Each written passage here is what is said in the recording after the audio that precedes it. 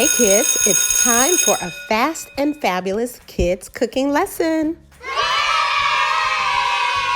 So let's get started on some amazing cheese quesadillas. You'll just need flour tortillas, shredded cheese, butter, and salsa. Spread the cheese and the salsa evenly over the tortillas.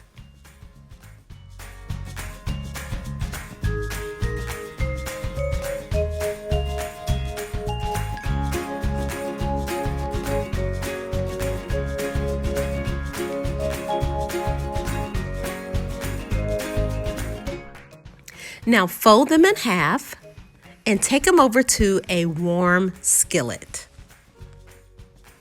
Add butter or cooking spray. Now we're going to place our uncooked quesadillas into the skillet. Now once you brown them on both sides, they're completely done. So from there, you just want to cut them and serve them with some of your favorite things like maybe sour cream, some fresh cilantro, or a little bit of extra salsa. Now, wasn't that so easy? I already know you did a great job, so give yourself a hand and enjoy. See you next time.